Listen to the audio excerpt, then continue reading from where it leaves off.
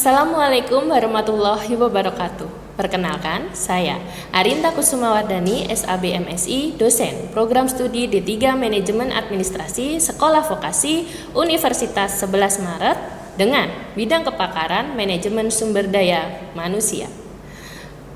Bidang kepakaran Manajemen Sumber Daya Manusia memiliki beberapa mata kuliah yang saya ajar, yaitu Manajemen Sumber Daya Manusia, Manajemen Kompensasi, Manajemen Kegiatan, dan Manajemen Rekrutmen. Pada kesempatan ini, saya menyampaikan pernyataan diri dalam unjuk kerja Tridharma Perguruan Tinggi PDD UKTP bidang pengajaran.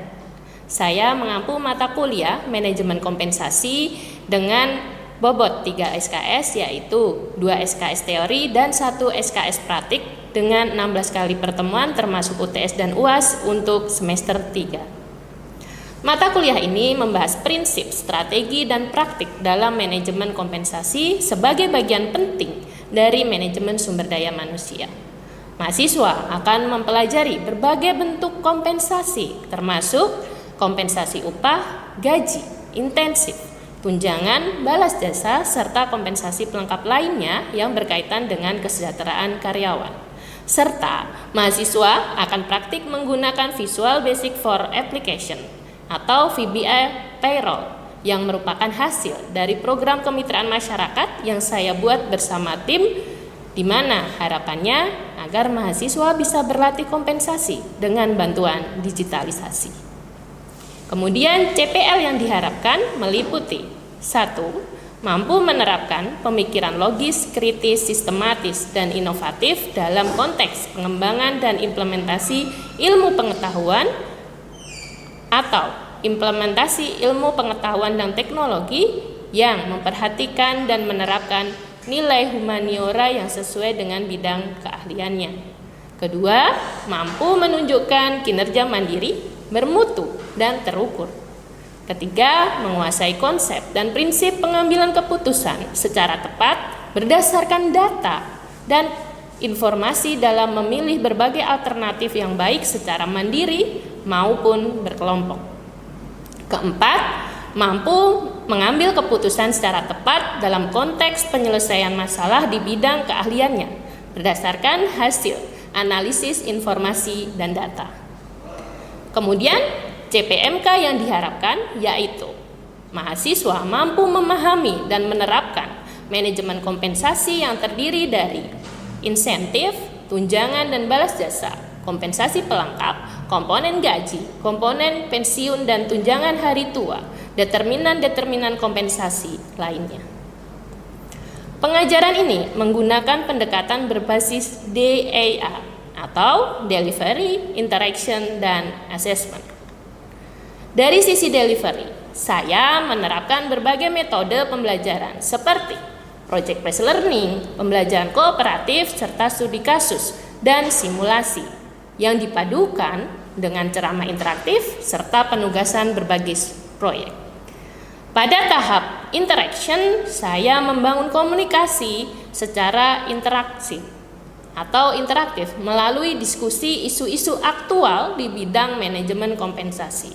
Mahasiswa dilibatkan secara aktif dalam presentasi dan debat kasus perusahaan serta observasi langsung atau studi kasus sistem kompensasi di perusahaan. Untuk aspek asesmen, penilaian dilakukan secara menyeluruh dan berbasis kinerja nyata, mencakup Project Based Learning 50%, UTS 25%, dan UAS 25%. Saya juga memberikan poin tambahan pada keaktifan mahasiswa di setiap pertemuan. Dengan sistem ini, saya berkomitmen untuk menilai tidak hanya kemampuan kognitif, tetapi juga keterampilan kolaboratif dan sikap profesional mahasiswa. Demikian pernyataan ini saya sampaikan sebagai bentuk komitmen dalam melaksanakan Tridharma Perguruan Tinggi di bidang pengajaran. Untuk proses pembelajaran di kelas adalah video sebagai berikut. Terima kasih. Wassalamualaikum warahmatullahi wabarakatuh. Assalamualaikum warahmatullahi wabarakatuh. Waalaikumsalam warahmatullahi wabarakatuh. Ya, selamat siang teman-teman semua. Siang. Sudah sarapan? Sudah makan siang? Sudah. Ya, alhamdulillah. Nah, sebelum memulai kelas pada siang hari ini, marilah sama-sama kita berdoa menurut agama dan kepercayaan masing-masing. Berdoa dipersilahkan. Berdoa selesai. Nah, sebelum kita masuk ke topik hari ini, yaitu topik nomor 4 tentang tunjangan, kita review sedikit dulu ya tentang beberapa materi di minggu terakhir pertemuan kita, gitu, agar teman-teman nggak lupa. Waktu itu teman-teman dan saya sudah membahas tentang kompensasi, gitu ya. Kompensasi itu apa sih? Ya, kompensasi adalah imbalan. Ingat ya, imbalan yang diberikan kepada karyawan oleh perusahaan sebagai timbal balik atas usaha, tenaga, dan waktu yang diberikan oleh karyawan, gitu ya. Kemudian kompensasi itu juga dibagi menjadi berapa? 3. Ya, menjadi 3 ya. Yaitu yang pertama Kompensasi betul. tidak langsung dan finansial.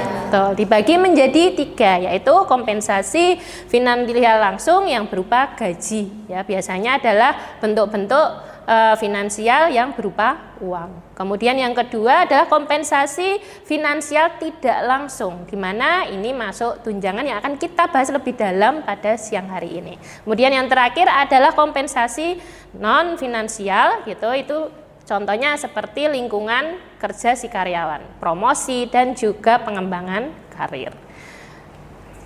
Nah, selanjutnya tentang tunjangan, gitu. Mungkin ada yang tahu atau kemarin sudah belajar apa itu definisi tunjangan? Ada yang ingin menjawab? Oke, silakan Bunga. Menurut saya tunjangan itu tambahan penghasilan di luar gaji pokok yang diberikan kepada karyawan sebagai bentuk penghargaan gitu Bu. Oke, good job. Bagus Bunga, jawabannya tepat. Jadi kompensasi tidak langsung adalah tunjangan adalah kompensasi tidak langsung yang diberikan kepada karyawan, gitu ya, sebagai bagian dari upaya meningkatkan kesejahteraan dan loyalitas karyawan. Nah, selanjutnya adalah jenis-jenis tunjangan, gitu ya. Tunjangan itu dibagi menjadi 2, yaitu tunjangan tetap dan tunjangan tidak tetap. Nah, apakah ada yang mau memberikan contoh tentang jenis tunjangan? Mungkin? Oke, silahkan, Khalil. Menurut saya tunjangan tetap itu ada 3 macam. Yang pertama tunjangan jabatan, yang kedua tunjangan keluarga, dan yang ketiga tunjangan transportasi. Oke, good job, benar ya. Jadi kalau untuk tunjangan jenis-jenis tunjangan, gitu ya. Tadi tunjangan tetap itu ada tunjangan jabatan, tunjangan keluarga, dan transportasi. Nah, tunjangan jabatan itu apa sih? Tunjangan jabatan itu adalah tunjangan yang melekat pada jabatan struktural atau jabatan fungsional si karyawan, gitu. Jadi tidak semua karyawan akan mendapatkannya kalau dia tidak masuk di struktural maupun fungsional, gitu ya. Nah, biasanya itu akan diberikan setiap bulan, misalnya dia manajer atau dia supervisor, gitu. Nah, kemudian tunjangan keluarga ini misalnya kalau karyawan itu memiliki suami, istri atau anak, biasanya perusahaan juga akan memberikan tunjangan keluarga untuk tadi biaya si keluarga itu. Kemudian yang terakhir tunjangan transportasi. Nah, tunjangan transportasi ini biasanya diberikan kepada karyawan-karyawan yang mungkin dia lebih banyak mobile di luar daripada di dalam perusahaan. Nah, biasanya misal dia adalah staff marketing atau dia yang bekerja di bagian sales, gitu kan, dia harus keliling ya di luar nyari nasabah atau nyari customer, gitu, sehingga dia butuh bensin, gitu, sehingga dikasih tunjangan transportasi. Nah, kemudian ada tunjangan tidak tetap. Nah, ini contohnya tunjangan makan. Nah, tunjangan makan ini nominalnya berbeda-beda. Biasanya tunjangan makan itu terikat pada apa sih?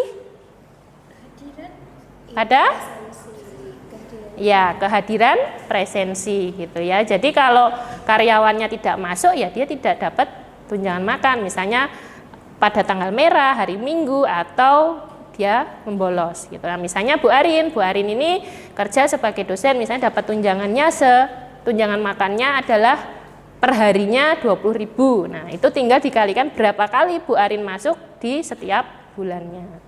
Ya, tunjangan makan juga disesuaikan dengan kemampuan perusahaan. Jadi nominalnya berbeda-beda. Ada yang kecil, ada yang besar.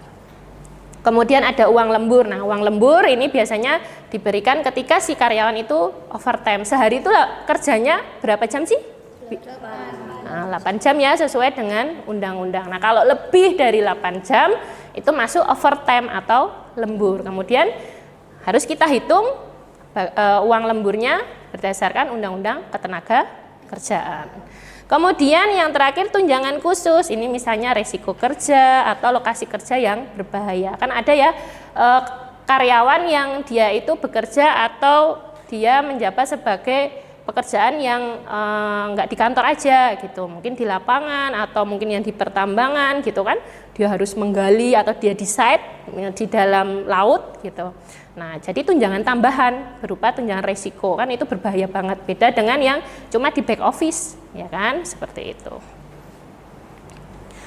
Nah, kemudian ada tujuan kenapa sih tunjangan ini harus diberikan kepada karyawan. Yang pertama pastinya karena kita ingin memotivasi karyawan agar dia itu mau meningkatkan kinerjanya. Nah, kalau kamu besok udah bekerja misalnya, kalau kamu cuma dapat gaji pokok doang, sedih nggak? Sedih ya, pengennya kan ada tambahan lain, misal tunjangan makan, tunjangan jabatan karena kamu menjabat sebagai manajer atau supervisor gitu. Jadi kalau ada tunjangannya pasti kamu lebih apa? Semangat gitu kan. Kemudian yang kedua adalah untuk meningkatkan loyalitas dan kesejahteraan karyawan gitu. Ya tadi loyalitas itu adalah agar si karyawan ketika bekerja itu enggak hitung-hitungan. Kemudian yang selanjutnya untuk mengurangi turnover. Ada yang tahu apa itu turnover? Saya. Ya, silakan Sofia. Kalau misalnya pegawainya dikasih gaji pokok aja, kan pegawainya itu kayak tenaga yang dikeluarkan di perusahaan sama insentif yang diberikan itu enggak sesuai. Jadi nanti pegawainya itu banyak yang resign, jadinya perusahaan nanti akan terjadi keluar masuknya karyawan di suatu perusahaan. Oke, good job itu ya. Jadi kata-kata pentingnya adalah turnover itu keluar masuknya karyawan seperti yang sudah Sofia jelaskan. Jadi kalau dia merasa gajinya yang include di dalamnya tunjangan kurang, kamu kan pasti akan pengen mencari perusahaan yang lebih bagus, ya enggak, yang lebih menghargai kamu, sehingga perusahaan karyawan itu nggak akan bertahan lama. Nah, kalau dia nggak bertahan lama kan dia keluar, kita harus nyari karyawan baru, gitu terus. Itu namanya turnovernya tinggi. Nah, kita kan pengennya turnovernya rendah agar nggak gonta-ganti orang toh. Gitu. Kemudian yang terakhir adalah meningkatkan citra positif dari perusahaan atau organisasi. Nah, kalau tunjangan dan gajinya terpenuhi dengan baik, citra organisasi atau perusahaan juga pasti baik karena misalnya dia, kita tuh gajinya tinggi karena kita dipikirkan kesejahteraannya, kita bisa makan dan hidup dengan layak di kota ini, gitu ya. Perusahaan mendukung itu. Nah, itu mendukung citra positif karena kamu pasti juga karyawan cerita-cerita ke tempat lain, ya kan? Bisa jadi malah merekomendasikan, kalau mau kerja di perusahaanku aja karena gajinya lumayan, benefitnya bagus, seperti itu. Kemudian yang terakhir adalah faktor-faktor yang mempengaruhi pemberian tunjangan gitu ya. Di sini ada peraturan tentang Undang-Undang Ketenagakerjaan, yaitu menentukan batas minimum dan beberapa jenis tunjangan wajib. Ada yang tahu berapa UMR Kota Solo? Ya, silakan, Yomi. Kayaknya 2,2 juta. Oke, ya 2,2 juta ya. Jadi setiap kota itu UMR-nya berbeda-beda gitu. Nah, perusahaan wajib memberikan gaji pokok minimal UMR. Kalau lebih boleh nggak? Boleh. Kalau kurang tidak boleh ya. Dan beberapa tunjangan wajib lainnya. Yang kedua adalah kondisi keuangan perusahaan mempengaruhi kemampuan perusahaan untuk memberikan tunjangan gitu ya. Jadi memang tunjangan itu kan karena ada yang tetap dan tidak tetap ya, artinya ada yang tidak wajib.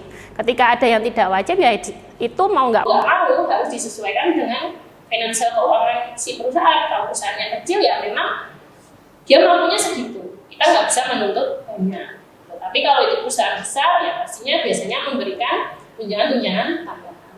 Kemudian yang ketiga, tingkat persaingan pasar kerja mendorong perusahaan untuk memberikan tunjangan yang kompetitif tadi, hubungannya dengan citra, gitu ya. Kalau kamu perusahaannya itu bisa memberikan tunjangan yang kompetitif dan gaji yang take home pay-nya oke, gitu ya, pasti akan banyak karyawan yang ingin masuk di situ kan, daripada perusahaan itu yang tidak ngasih tunjangan, cuma ngasih gaji pokok doang, gitu ya. Jadi dia bisa bersaing untuk mendapatkan karyawan yang potensial, karyawan yang bagus. Dia bisa memilih karena yang daftar banyak, gitu ya. Kemudian yang terakhir adalah kebutuhan karyawan dan lingkungan. Perusahaan harus mempertimbangkan kebutuhan nyata si karyawan. Nah, perusahaan yang baik ya tadi memperhitungkan kebutuhan si karyawan. Gitu. Kalau cuma digaji pokok doang untuk hidup di Solo 2 juta cukup enggak? Nah, cukup ya. Apalagi kalau udah punya istri, punya suami, punya anak yang masuk sekolah, 2 juta aja buat kalian sendiri berapa? Uang sakunya berapa? Sebulan? Hah? Berapa? Kita berapa uang sakunya? Sebulan? 500.000. Kamu kira deh? 500.000. Nah, itu aja Tito 500.000 untuk makan aja ya, nggak sambil bayar kos toh? Nggak. Apalagi kalau kamu satu keluarga, satu orang 500.000 aja sudah 2 juta. Nah, tinggal di mana itu? Cuma makan doang. Tinggalnya di mana? Belum bayar listrik, bayar Gojek gitu ya. Nah, itu tidak cukup. Sehingga perusahaan yang baik adalah mempertimbangkan kesejahteraan dari si karyawannya. Nah, kemudian ada isu dan tantangan dalam pengelolaan tunjangan. Memang dalam mengelola tunjangan ini tidak mudah gitu ya. Yang pertama ada internal dan eksternal dalam pemberian tunjangan. Nah, ini dipengaruhi oleh internal perusahaannya. Bagaimana pengelolaan finansialnya, bagaimana mereka tadi memikirkan kesejahteraan. Kemudian untuk eksternalnya ya tadi lingkungan di luarnya ya, bisa perusahaan persaingnya gitu. Kemudian yang kedua kesesuaian tunjangan dengan kebutuhan berbagai generasi kerja. Nah, generasi boomer, milenial, Gen Z itu mungkin mereka berbeda-beda dalam melihat tunjangan yang dibutuhkan. Kalau Gen Z mungkin butuhnya lebih banyak karena harus apa? Nge-game, nge-gym, ya enggak? Nah, harus Zumba, banyak kegiatan-kegiatan tambahan. Kemudian yang ketiga adalah adanya keseimbangan antara biaya yang ditanggung perusahaan dan manfaat yang diperoleh. Jadi ketika perusahaan akan memberikan tunjangan memang ada tantangan. Misalnya dia sudah memberikan tunjangan yang besar, pasti menginginkan timbal balik karyawan itu usaha dan kinerjanya juga besar juga gitu ya. Bebannya juga akan lebih ditambah. Kemudian yang selanjutnya adalah perubahan regulasi dan dinamika pasar tenaga kerja. Ya, tadi ada beberapa aturan pemerintah yang mungkin berubah-ubah. Oke, nah kita sudah sedikit membahas tentang ini ya, kompensasi. Selanjutnya kita praktik sedikit dengan VBA yang kemarin juga sudah Bu Arin jelaskan. Bisa tolong teman-teman mulai buka aplikasinya.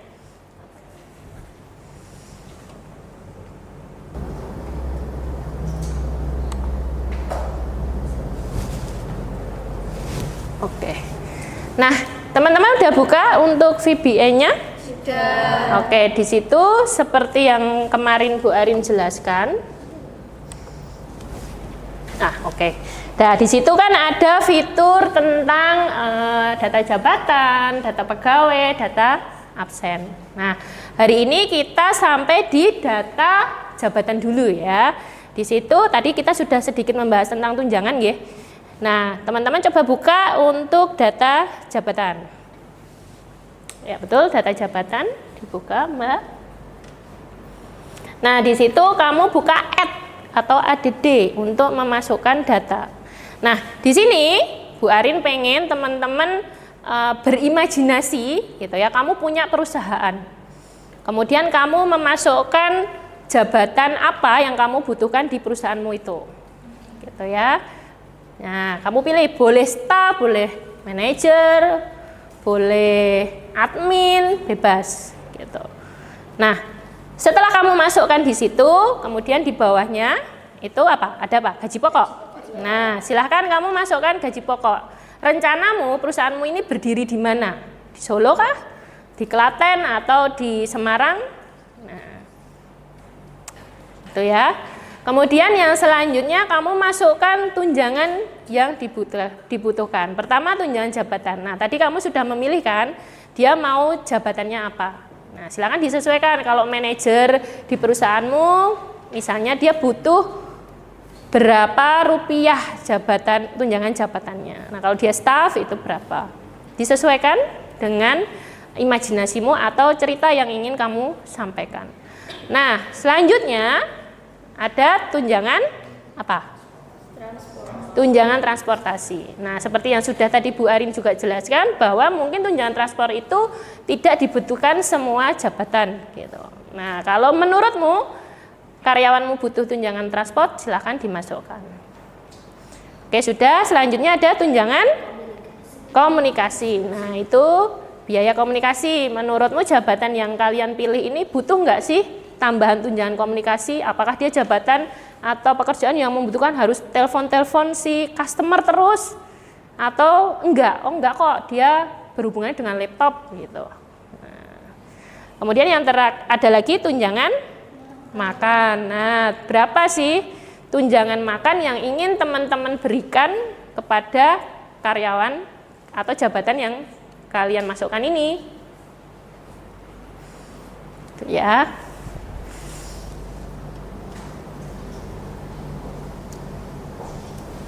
Ini ya. Kemudian kalau sudah, itu yang terakhir adalah muncul total gajinya. Jadi teman-teman, VBA ini adalah aplikasi untuk membantu teman-teman belajar sebelum masuk ke HiRIS, Human Resource Information System. HiRIS itu biasanya kan dipakai di perusahaan-perusahaan untuk divisi HR. Ini adalah semacam replikasi yang lebih mudah pakai Excel karena dia tidak berbayar gitu ya. Nah, nanti kalau kamu di tempat kerja biasanya modelnya HiRIS, jadi aplikasi bentuknya atau yang dia langganan gitu. Nah, sudah ya teman-teman ya. Nah, sekarang selanjutnya Bu Arin pengen ada yang mau mempresentasikan, menceritakan tadi narasi dari perusahaannya. Mungkin ada yang berminat? Sofia? Ya, saya. Oke, silahkan.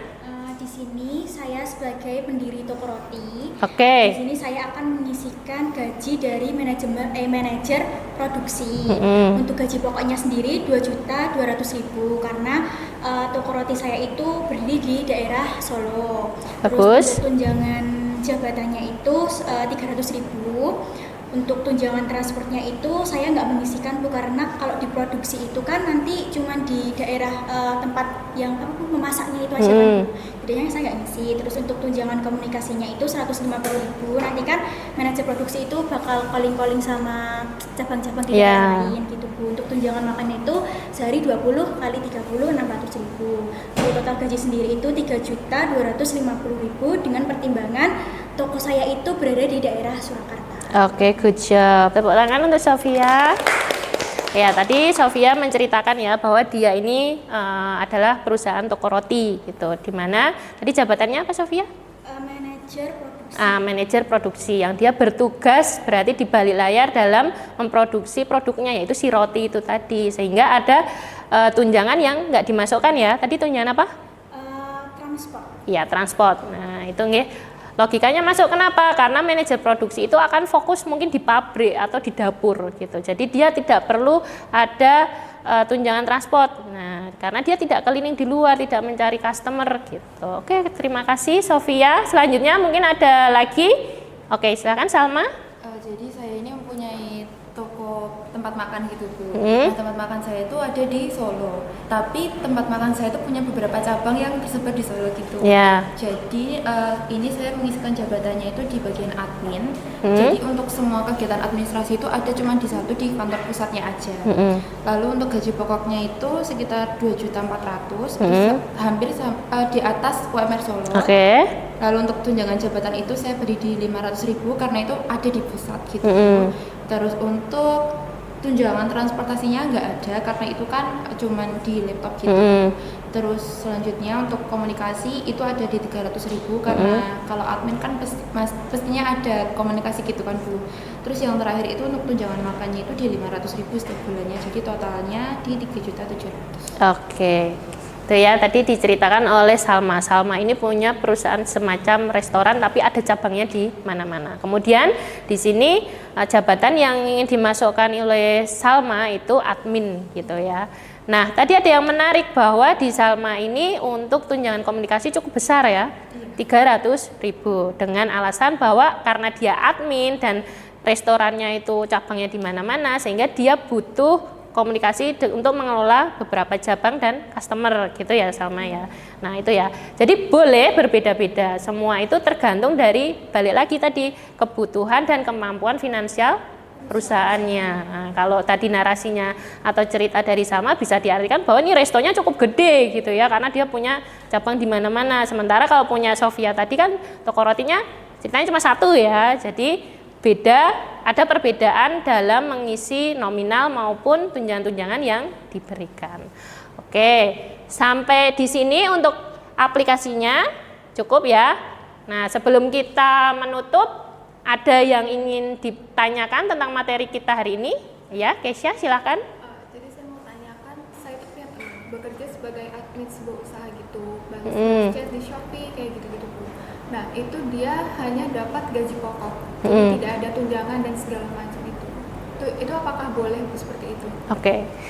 Ya, terima kasih jawabannya dari pertanyaannya dari Kesha. Jadi Kesha menanyakan temannya atau Kesha bekerja itu cuma dapat gaji pokok ya, nggak ada tunjangannya. Sebenarnya itu boleh nggak sih di undang-undang? Gitu. Oke, kita bahas. Yang pertama, kalau di undang-undang itu yang wajib adalah gaji pokok, di mana dia harus minimal tadi ya UMR, kota di mana dia bekerja. Nah, itu tidak boleh kurang. Kalau itu kurang berarti itu menyalahi undang-undang ketenagakerjaan. Selanjutnya tunjangan. Nah, tunjangan ini kalau dicerita Kesha kan tidak ada sama sekali gitu ya. Nah, tunjangan ini juga harus kita lihat dulu. Dari kasusnya yang diberikan Kesha itu jabatannya apa?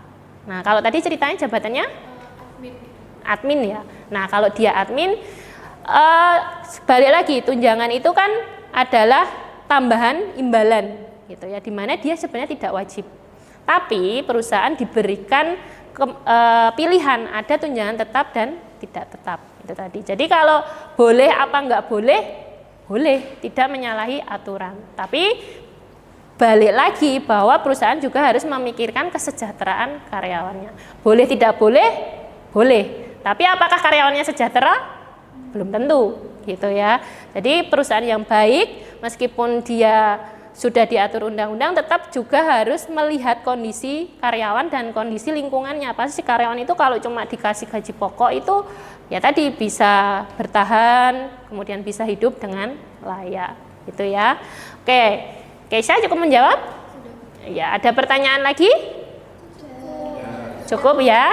Oke, teman-teman, seperti yang sudah kita pelajari hari ini adalah tentang tunjangan gitu. Saya harapkan teman-teman nanti ketika teman-teman bekerja mencari pekerjaan ataupun jika teman-teman itu memiliki perusahaan sendiri gitu ya, teman-teman bisa tadi mempraktikkan dan mengaplikasikan di dunia kerja. Jadi ketika mencari kerja, teman-teman juga harus memperhatikan benefitnya, memilih perusahaan apakah dapat tunjangan tertentu atau tidak. Kemudian kalau kamu punya perusahaan atau usaha sendiri juga teman-teman harus mempertimbangkan kesejahteraan si karyawan itu, tidak hanya berpatok pada kebutuhan wajib yang diberikan oleh Undang-Undang Ketenagakerjaan. Itu ya. Oke, terima kasih. Kemudian untuk pertemuan selanjutnya minggu depan jangan lupa kita akan masuk di masuk di tunjangan masih, tapi kita akan tindak lanjut untuk aplikasinya, VBN-nya. Tadi kan baru data jabatan ya, belum masuk ke data karyawan, kemudian juga di situ masih ada rekap presensi dan segala macamnya. Nah, selanjutnya saya minta nanti teman-teman membuat kelompok gitu ya. Untuk tugas selanjutnya, pertemuan selanjutnya, teman-teman membuat kelompok dan mencari gitu ya, UMKM atau kafe atau perusahaan gitu untuk teman-teman data kompensasinya. Gitu ya. Paham?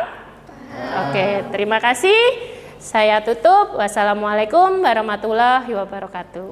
Waalaikumsalam warahmatullahi wabarakatuh.